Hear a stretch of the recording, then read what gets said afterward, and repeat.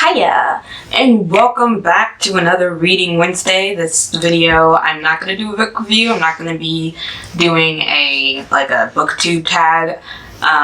Well, maybe it is. I don't know what this is. I just thought of this idea and I was like, why not? I was like, let me just list some of the things I hate, like the traits I hate in my main characters. Really in characters in general, but specifically main characters, because I'm gonna be put in their heads and I would just rather not. So yeah, I thought it would be a fun, cute little video to do. As usual, I'm gonna do an illustration on the side. At this moment in time, don't know what that illustration is gonna be, but it will be playing now, okay? Yeah, future me will figure it out. And we're just here to watch, you know? So that's not on us. That's not on us. Yeah, so here we go. Character traits I hate in a main character that really makes me just, I'm not rooting for you, baby. I'm really just rooting for myself to get through this. Or like, you know, just maybe not to put the book down. Number 1, indecision. I hate indecision, gotta say it. I hate I just don't, I'm not the one. I'm just not the one. I understand it's a problem that like a lot of people probably have, and I know no one really likes being indecisive, I'm sure. But it's really not for me. I'm such like a go with the flow person, and also like we're here, it don't matter. Like nothing matters that much really, okay? Like I'm like, everything is, it's not that big of a deal, boo. Just make a decision. Make a decision is all. And like a main character especially though, like when they're indecisive and it just drags something on that should have no business being unresolved for this long, like no matter what it is, like it peeves me. Peeves me? That's not a good word. It angers me. I should have another word for that. Like it enrages me. Frustrates me, whatever, we'll figure it out. Why am I trying to become a thesaurus? I'm sorry. Okay, anyway, so number 2, we have professional pity partiers. Ugh, that really grinds my gears. That is like, when they're just like throwing a pity party, especially if they have nothing to really be sorry about. Like if they like, unless you're an orphan, you know, you've gone through some serious trauma, you've been abused. Those, when they're like, going through some serious stuff, I understand it. You know, you gotta take some time to process. You gotta be like, dang, why did this happen to me? I understand it. But it's when people who throw pity parties and it's like over the minor inconveniences of life, that's what really gets me. That's what really gets me. When it's just like maybe like over someone not liking them back or something. I'm like, okay, it happens to the best of us. It happens to all of us. Like statistically it's gonna happen. Okay, no one cares. It's not that big of a deal. You like shed a few tears and you move on. But if they just like keep drawing it out, they're just like, oh my god, woe is me. You know, I can never get through this. My life is horrible. This is awful. I'm just like, you're very privileged right now. It's very privileged. Okay, move on. Okay, move on. So professional pity parties, I just can't. I can't do it. It grinds my gears, and it really makes me dislike a person too, because I'm just like, you have no perspective. Like if you're like 13 years old and under, or like you're a literal child, I understand it, okay? But when you're like a teenager, I'm like, we gotta move on, sis. We gotta keep going. Like we're about to approach adulthood. We cannot go with this perspective, and because we ain't gonna have time to throw all the pity parties. Okay, we won't have the time for that. Bills have to be paid. So anyway, moving on to number 3, quick to anger. This is like, all of these things really like goes for characters in books, but also people in real life, okay? But quick to anger is one thing I can't take that. I'm a person who's very slow to anger. I don't get angry, I think, easily. I don't get easily angry. And when I am angry, I don't lose my cool. Like I don't yell at people. I don't curse you out either. I try to be angry in a very calm, controlled way. Okay, like when I'm angry, or I won't speak at all. I'll like calm down and then I'll come back to you, but I will talk about it because I talk about everything. But anyway, people who are quick to anger and like throw things and like, ew, like that male rage of like throwing a, like you're an adult, but you're like flipping a table. It's disgusting. It's gross. It's so gross. Ugh, I hate it. And it's cringy too. It's like, gosh. It's like we're a toddler. You're a toddler in like an adult body though. Like you've gone through puberty, but we're still making a mess. It's so unbecoming. It's so just, ugh, and immature too. Like, what's the point? What's the point? Like, people who punch holes through walls, I can proudly say my fist has never broken drywall. I can proudly say that. Proudly. And if your fist has broken drywall, I'm like, you're not in a Lifetime movie. You know, chill out. Simmer down. Simmer down. Okay? It makes me think of Dr. Phil too. Like, but you know those kids who are out of control and it's like, yeah, he punches drywall and he's always angry. I took away his Xbox for one night and he just threatened to kill me. You know, like that. It reminds me of that. It's giving very, you know, your family members wrote into Dr. Phil because they were at their wits' end over you and your anger. So anyone who's quick to anger is like so annoying, especially over things that like you don't really have a good reason to be mad about. You know, like what I'm really thinking of right now that made me realize this is a trait I really can't handle and I really hate is Black Buck by Matteo Ascoripour.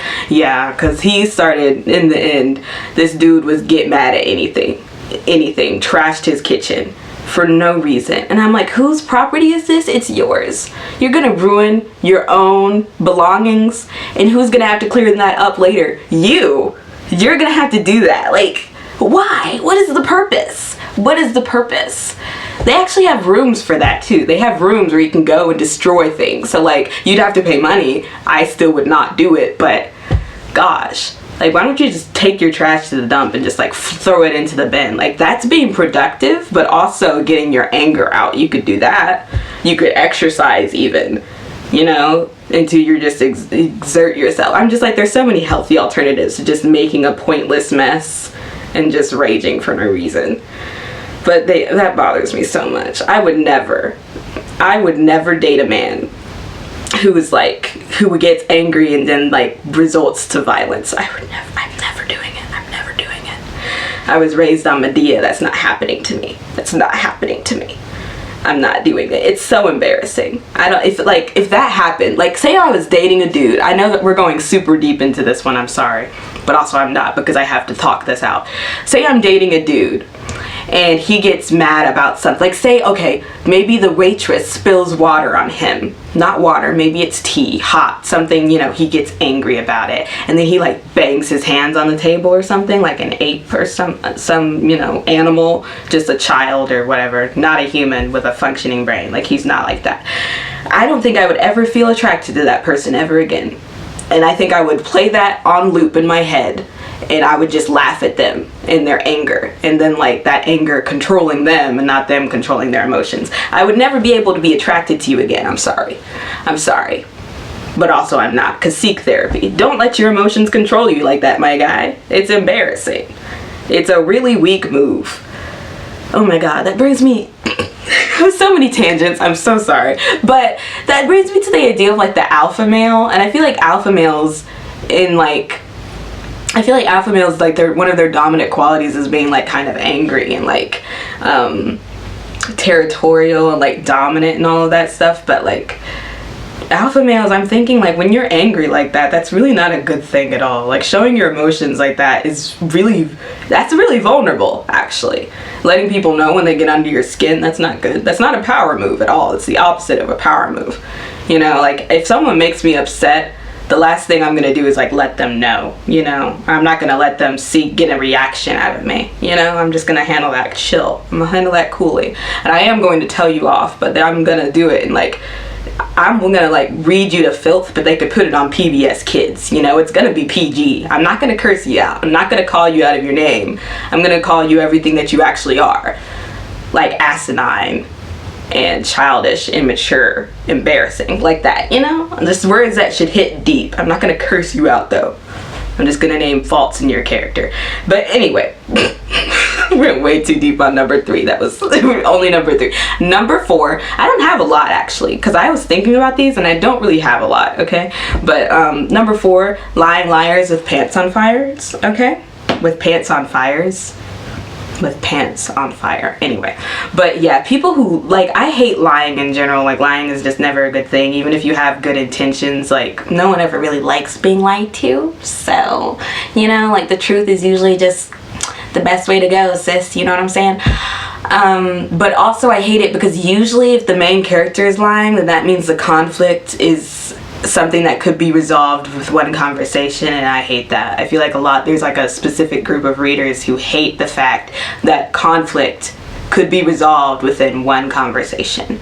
That is upsetting. Like, if I was an editor and your plot could be solved with one conversation, I'd be like, go back and find a real problem to drive this story forward, because we're not going to do that. We're not doing it. I'm not going to have the villain of the story be communication issues. I hate it. I'm not doing that. Okay, so people who lie, but for like the stupidest reasons, and the book that comes to mind is Love is a Revolution by Renee Watson, and the main girl is like lying to the love interest because she thought that he didn't like her, but he was totally, it made no sense to me. It was like the most pointless conflict I've ever read. I really didn't like that book. I gave it 2 stars. But she lied to him, and he was like, homeboy was feeling her all day, every day. So it really made no sense. She was a big girl. She's a big black girl, and he was feeling her. And he was like in all these clubs and stuff, so she thought she had to be in clubs, and then she lied and said she was a vegetarian because he was a vegetarian. It was just a whole lot of like, it was some bull. It was ridiculous. But I hate that stuff. Like the little lies too. Like, just stop lying and just tell the truth and save us all the time. Save us all the time and trouble, because I am bored. Do not have communication issues be the villain of your story. Like, I hate it. I hate it. In real life, I'm like very good with communication. Very good? I don't want to say very good, but I am good. Like, my biggest fear is resentment. So like, I say anything and everything that needs to be said to avoid that, okay? And I like that in characters to feel the same way. I wish everyone on earth felt the same way. I wish everyone on earth was as afraid of resentment as I am. And would therefore like say communication was key for everything, you know, and just would say everything that was bothering them. I would love that. That would be an awesome planet to be on. But anyway, yeah, so number 4 was liars. Number 5, the not like other girls girl. And I feel like I have not read this. I have not read that trope yet, or that like that character type of I'm not like other girls. I'm different. Like, I crochet. I made this sweater myself. You know, like I haven't read that yet, because the idea is excruciating, painful, torture, you know?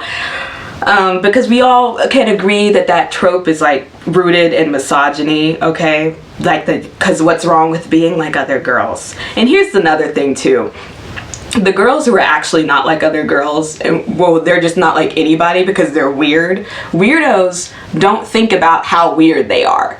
Weirdos don't do that. That's what makes them weird. And see, the thing is, like, the weirdos will do something that's really strange, but they won't acknowledge it as such because it's just normal for them, and they don't think about what normal people do. They just do what they do, and it's weird. You know what I'm saying? Like, I would like that in a book. I would like I'm not like other girls trope for her to be like completely unaware of the fact that she's not like other girls. Like, I want to read a sentence where it's like, oh my gosh, my can of silly snakes fell out of my purse and I had to pick them up off the cafe floor. And then I'm like reeling from that. I'm like, what? Why did she have a can of silly snakes in her purse? What? But she doesn't even acknowledge it. She just picks up her silly snakes and carries on with the scene. You know, she don't even know that that's something that you need explained, because that's how weird she is. She's like, I don't need to explain my silly snakes for you. She thinks it's odd that you don't have a can of silly snakes in your purse. You know, that's what a real weird person would do. That's what a real weird person would do. And I stand by that. And that's what I would appreciate. That would be a nice read right there. A girl just doing really weird stuff and never explaining it. Never giving you even a chance to breathe and figure out what the heck is going on. Like, she's just moving with the story. You know, that's a real weirdo right there. Weirdos don't even know that they're weird. Anyway, so yeah, that trope. I haven't read that. I should read a book though. I should read a book where it has like, I'm not like other girls girl. I should read one of those. Not me moving invisible hair behind my ear with a headband on. But anyway, number 6 is when the main character falls for a scrub, but the author tries to gaslight me into thinking that the love interest is actually worth a darn. I can't really remember like if I've ever, I know I must have encountered this, but not a specific book comes to mind. But I really do hate the idea of like a dude doing like the bare minimum. The bare minimum, okay? I mean, just the bare necessities. The bare necessities, but being considered like, oh my god, he's so hot and dreamy and perfect and ooh la la, and like, how did I get him? It's like, girl, why do you want him is the question. Like, he's not even doing anything. He has not done a single thing that is like extraordinary for us. He's not caring. He's not that smart. I don't care how hot he is, but I legit don't care about the physical features. That is not enough to overcome someone's personality, okay? And how they treat you. He treats you like okay. He treats you fine. I don't know why you would want him to treat you like this for the rest of your life though. Like, girl, what are we doing? You need to listen to TLC because they have a song about him. Like, and you're not tricking me into thinking that he is Mr. Perfect. He is not. He is not. Okay? He don't even care about you like that. So, I really wish I had an example for this, but I don't. I think it's maybe something I just fear happening. But I must have read it somewhere. But I just don't have a reference, and I hate that. Gosh. I was not well prepared for this video. I was just like, let's make a video. And then here we are. And now we are suffering. I have dragged you into this with me. I am dragging you down with me. I'm getting really dark. I'm so sorry. But anyway, falling for a scrub and then trying to convince me that he's like Mr. Right. I don't like that. Like, don't convince me that we have the same standards. We are not the same. We are not the same. But anyway, and this is the last one. I have a weird number, just 7. I have 7 things I didn't like. But Judge Judy without the pay. Okay, so just the main character is just judging everybody at the wazoo, but it's like, what are you getting from this? What are you getting from this? Like, she judging everybody up and down, giving them a sentence and everything, you know, they are guilty, innocent, and it's like, girl, this ain't your job.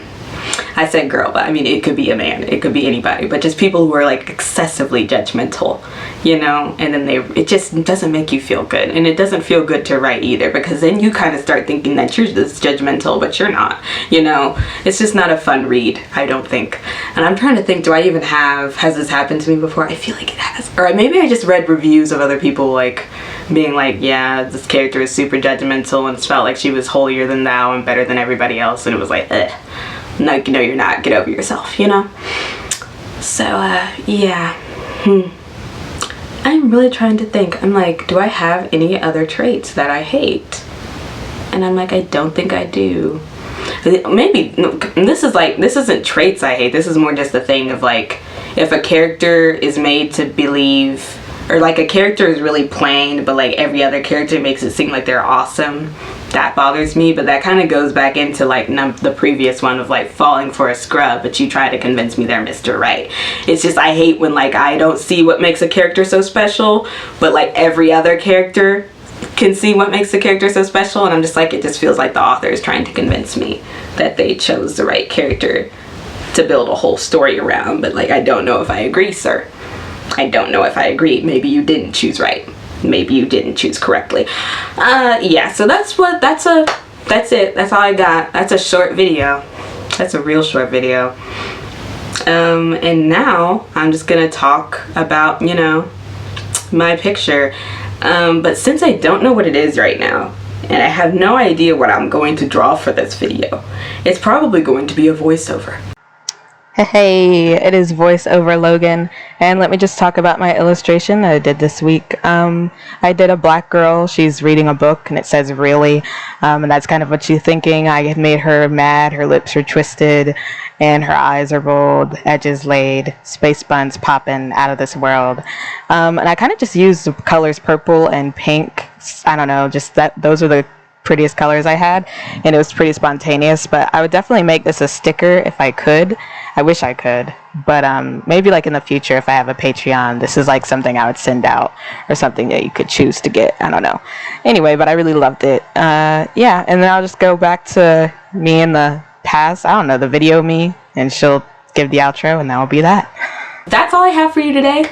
That was a short video. Thank you for watching. Come and join me again on another Reading Wednesday.